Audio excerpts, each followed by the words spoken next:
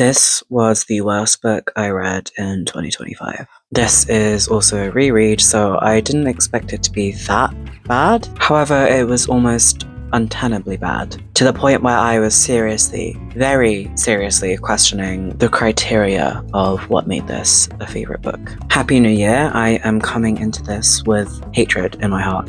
I also sound terrible. I am still sick from my last video that I filmed back in early December. I have been sick the entirety of December. My immune system is trying to kill me. I will say that in most of my book reviews, I do like to try and keep an edge of optimism. I try to keep the hater out. I don't wanna be an unfounded hater. However, I do think this one deserves the hater spirit. One book has to be the worst book that you've ever read in a year. You know, there has to be one. And this is the one for me. It just so happens that this also is a book that forms part of a challenge that I set myself last year. The premise is that I filmed a video a while back. In that video, I recommended various books that I considered to be my favorites at the time. And last year, I thought it would be funny if I just reread them and did reviews of them all to see how I've changed as a person and how my reading tastes have changed, and essentially how many of them could hold up to a favorite status. I did not go into this one with high hopes, but I certainly did not go in expecting it to be this bad. Throughout most of the books that I've reread, there still has been an element of Jaceness to it. Something that makes sense why I would enjoy it so much. This one, I don't know what it was. I genuinely don't know what drew me to this book. I genuinely think at the end of that video, I just threw it on there because I was like, yeah, what the fuck ever, let's just put this one on. So let's talk about it. Let It Snow is made up of 3 separate stories written by 3 different authors, with stories, characters, and circumstances that then overlap with each other. I would like to preface that I read this book in audiobook form, which is never my preferred form, but I could not find a local library that had this book, and I didn't really want to buy it. This being an audiobook format likely impacted my enjoyment of the book even further, so something to keep in mind whilst I'm slamming these stories.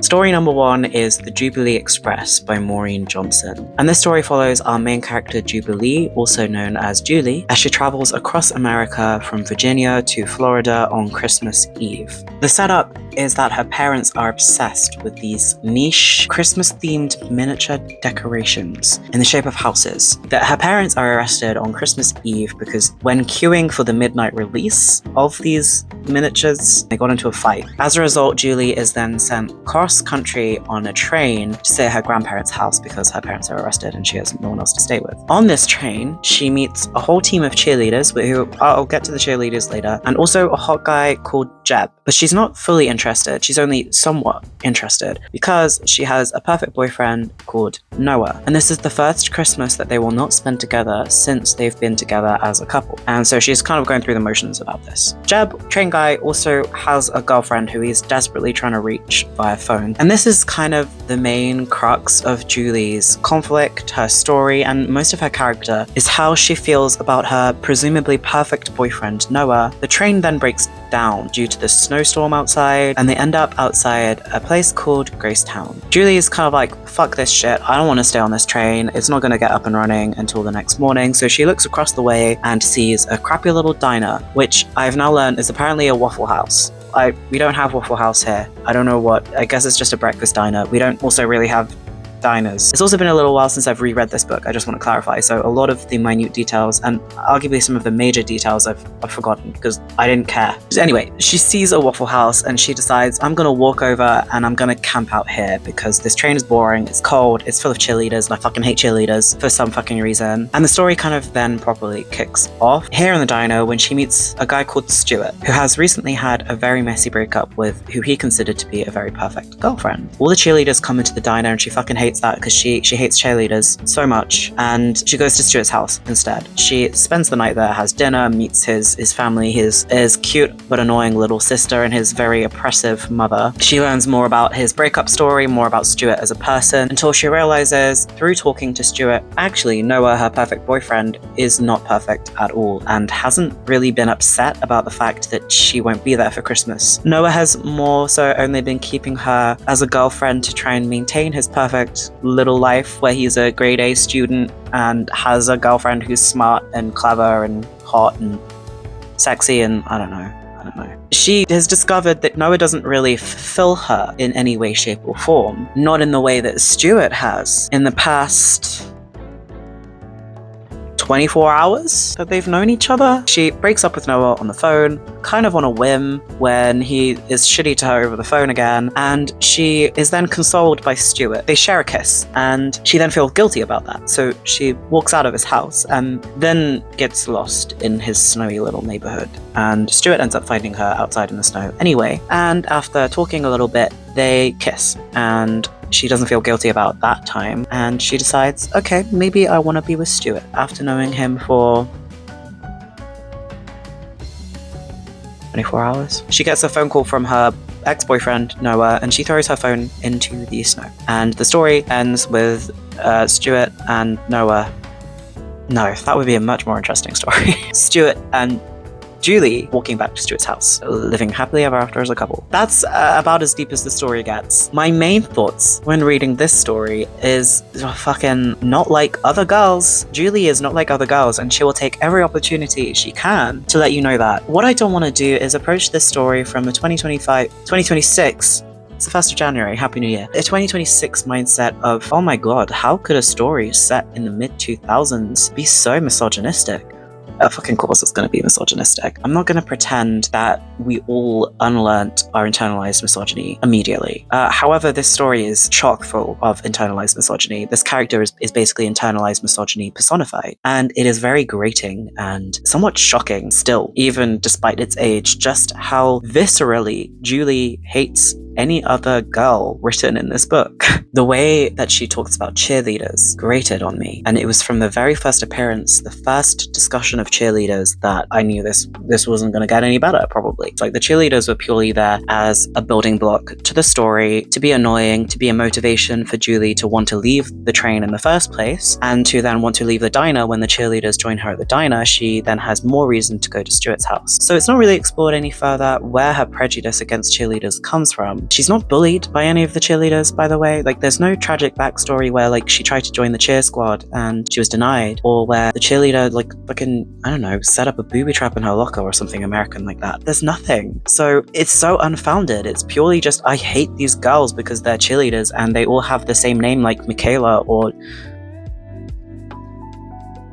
Kaylee. There's admittedly not as much of a cheerleading culture here in the UK, so maybe this is just something like, do American high school girls who are alternative or different or not sporty, do they all just hate cheerleaders? Is this a cultural thing that I am not aware of? It was not a fun element to the story to include. I think most of it probably tried to be passed off as humor because it was funny to make fun of other women, particularly young girls in the mid-2000s. When was this book released? 2008. I have made a note that I was very glad that Stuart at one point does call Julie out for her biased bullshit. However, I could not tell you what the sentiment was originally that made him call her out, what exactly she said. Julie's character overall is just like, I did not like her character, and I couldn't understand how much of that was Julie's character herself and how much of that was also potentially motivated by the voice actor. I thought that the writing was very generic, the humor was so fucking forced, and most of this humor also came from Stuart's mother, who was very overbearing and was like pushing Stuart and Julie to be together, which is a very strange thing for a mum to do. I just don't think it would happen. She was very much encouraging this stranger into her house. I know she's a teenage girl, but encouraging a stranger into her house to then spend a lot of time in her teenage son's bedroom. I just don't think that would happen. The main two thoughts I left when I was still reading this story was, why is this on my favorite books list? Oh my fucking god. The other two sections better step up their damn game. The other two sections did not step up their damn game. I'm sorry to let you know. This is a Cheertastic Xmas Miracle by John Green, and I'm gonna say that the main motivator behind me picking up this book was most likely that John Green's name was attached to it. I was a huge fan of John Green. As a teenager, I'd read all of his books. This was the appeal to me, and probably why I tacked it onto the end of my favorite books YouTube video. I, even as a reread, was expecting something a little better than what this gave, and I have since learned, basically don't expect that from any John Green book written within this certain time period, and this one aged fucking terribly. Oh my goodness, if I thought the first story was prejudiced, whoa, this section is misogynistic and also has like a random slur thrown in, which I was like, kind of putting it in there as like, oh, teenagers just speak like this. Teenagers are just mean. No. Am I supposed to like this teenager who's just called someone the arsler? John Green's section is told from the perspective of teenage boy Tobin, who is spending Christmas Eve at his parents' house, watching movies with his friends, because his parents are abroad somewhere for like a medical conference, I think. Maybe I've made that up. I don't know. I don't care. And he is staying with his friends JP and the Duke. She's described as a tomboy. The Duke is a nickname for Angie, but I'm gonna call her the Duke because there's too many names I'm gonna forget otherwise. Tobin then gets a phone call from his friend who works at the Waffle House, who is briefly mentioned in the first story, and he's like, dude, you gotta come over here, they're cheerleaders and they're really hot and sexy, and they totally also want to play Twister, so bring Twister, the board game Twister, please. So immediately Tobin and JP are like, we need to go to Waffle House to see these cheerleaders. And the Duke, understandably, is kind of like, I don't really want to go. I fucking hate cheerleaders. I will say John Green's section is a little less not like other girls, but also not really. That's probably because it's not told from the Duke's perspective, it's told from Tobin's perspective, so we don't hear as much. They convince the Duke to go to Waffle House anyway, and then they drive to the diner, but then they crash nearby and they lose a tire. So they walk the rest of the way, but they are then stopped in the road by twin bullies. Bullies who are twins. We are apparently now reading a Stephen King book. I think this midsection is so fucking boring. I had to read the Wikipedia page to try and figure out what actually happened, because it was just a mess. So what I cobbled together from my memory of not really caring about this book and Wikipedia is that the bullies basically try to fight them. As Tobin and his friends are trying to get away, the bullies get into a car. Now, I'm not really sure if this is the bullies' car or the car that Tobin has just crashed. I'm assuming it's the bullies' own car. But then the bullies crash their car because it's fucking snowy. The friendship group get away, it's all good, and they're running their way to the Waffle House when they realize, oh shit, we forgot the Twister board game in the car that we crashed. We have to go back or else it'll be social suicide. They go back to the crashed car to try and pick up the Twister game, and lo and behold, the twin bullies stood by their crashed car. Because what other conflict could there be to this story? Another chase scene happens. Do you see why this is so fucking boring? Let's give you nothing. Let's give you 2 chase scenes from bullies, because the main crux of this story is 3 friends trying to get to a fucking Waffle House to see cheerleaders. John Green, what happened? But overall, all 3 friends end up in the fucking Waffle House, and the twins don't. So that's all that really matters. When they're in the diner, they also come across Jeb, who is the hot guy from the train in Julie's section. And he's still desperately trying to reach his girlfriend over the phone. This part's important for later, but basically he goes up to Tobin and he's like, do you know a girl called Addie? If you come across Addie, just tell her this message, and it's something like, I don't regret anything, or it's okay, I forgive you, or I don't want to break up. I don't know, something like that. Tobin then soon realizes that the Duke is not inside the diner, and he goes to find her outside the diner, crying, having a meltdown, saying that she doesn't fucking like being considered a tomboy and just like another guy friend to Tobin. She's a girl, actually, and she never wanted to go to the diner to see some stupid fucking cheerleaders, because I hate cheerleaders. I'd really appreciate it if you just saw me as a girl instead of one of your guy friends, and also I love you, and let's kiss, and I've loved you all along. Tobin and the Duke kiss, and they become a couple and realize that they've loved each other all this time. And that's the end of the story. I will read you word for word my reading journal thoughts from when I finished this section of the story. I don't give a fuck about cheerleaders, Jesus fucking Christ. It's overdone, it's juvenile, it's badly written, it's misogynistic, and then tries to acknowledge the misogyny, but in the most in-your-face way through the Duke's speech, which ends up circling round to become misogynistic again. God, I hate this book. Maybe this is less insufferable on page, but the audiobook is ass. I actually think that like the middle John Green section is the most disappointing portion of the book, which is the exact opposite of what I expected going into reading this. Last up, we have the 3rd section of the story written by Lauren Miracle. Our protagonist of this story is Addie, who is the aforementioned girlfriend of Jeb. And we find out in this story, actually, they have broken up. And this story does not start off great. It is going into the past to tell us about Jeb and Addie's relationship before they broke up, which definitely kind of interrupts the flow of the stories that we've had, which are quite action-based. Addie, as a character, is so shallow. And part of the story is obviously drawing attention to this this fact, but there comes a point where you can only have such a shallow character before it becomes very annoying to listen to read. When talking with her two best friends and also telling us as the reader about her past relationship with Jeb, she's essentially describing and complaining about all the ways that she hoped Jeb would profess his undying love or these grand gestures of devotion and care, but he never did. And we find out that basically she was trying to change him and the way that he showed his affection. We're obviously not really on Addie's side here. She doesn't sound great, and her two friends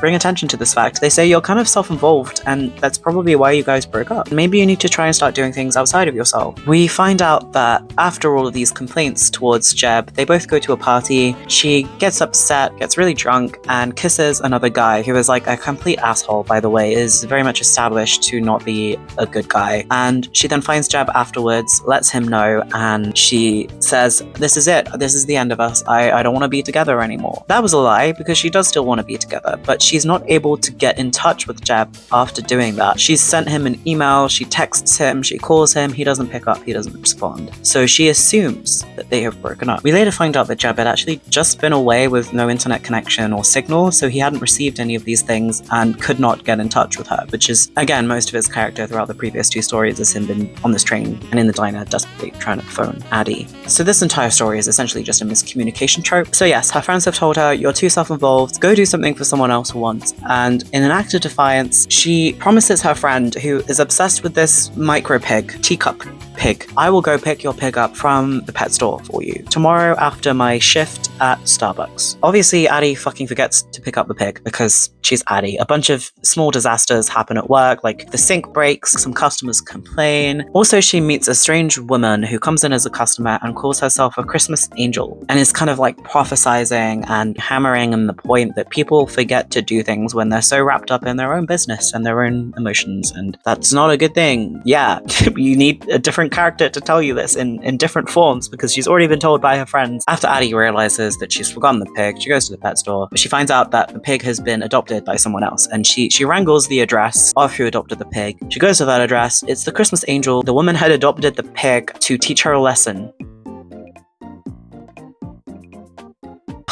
Addie still gets the damn pig after, in my opinion, not even really learning much of a lesson, because the story is still going. And I feel like getting the pig is more of gratification for Addie's own actions rather than actually wanting to get it for her friend. She goes back to work, and in the Starbucks, there is all four characters from the previous stories. So we have Stuart and Julie and Tobin and the Duke. They are all there happily together as couples because we had to bring all the stories back round to the final scene. In a Starbucks, Tobin is there, and obviously he's like, oh shit, your name is Addie. I met a guy called Jeb who says he has a really important message for you. Jeb comes rushing into the Starbucks and is like, babe, yeah, I love you. I just had no phone signal and it's okay, I forgive you. And they kiss and everyone is in love with each other and everyone is coupled together perfectly, happily ever after. Merry Christmas. Let me read you how the Wikipedia page summarizes the end of this story, because I thought it was quite funny. As Jeb tells Addie about various things he saw on the way, Tobin and the Duke are drawn into the conversation as they recount that they had gone to see them at the Waffle House. Jubilee then realizes how everyone's lives have been brought together and how it has all changed for the better.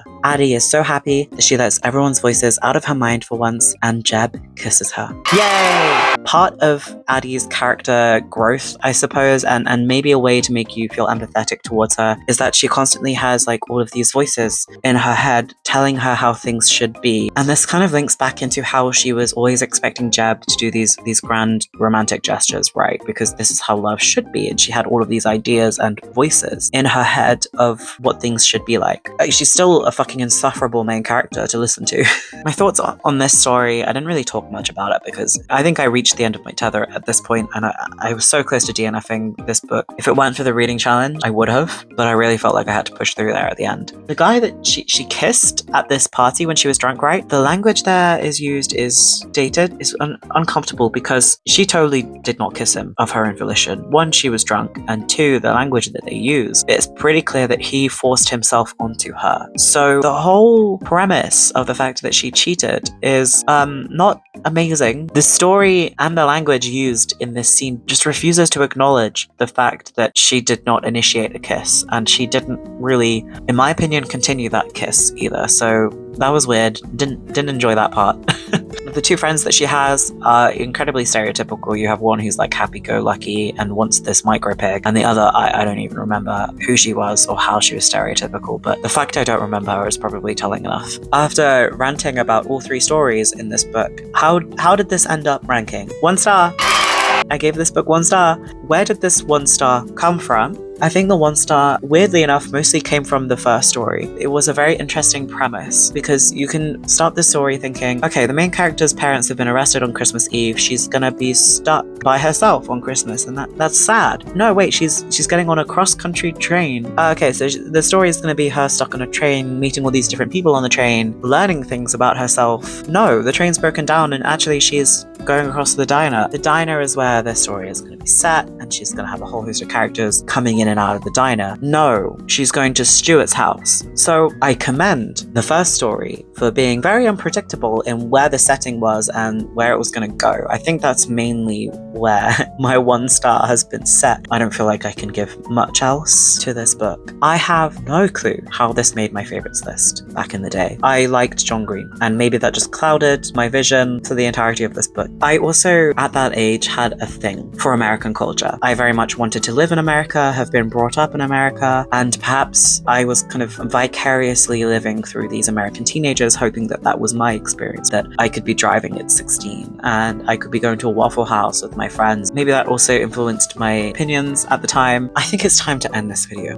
This was an interesting experience. I would not like to repeat it. I would love for the rest of my rereads to go very smoothly and to at least not be a 1 star. I'll take a 2 star at this point. I hope you all had a lovely 2025. Happy New Year. At the very least, I hope you enjoyed this video. Please feel free to check out the rest of my rereading challenge. I promise I do not come to those with such a hater vibe in my heart. And I look forward to not holding that hatred in my heart for the rest of 2026. See you later.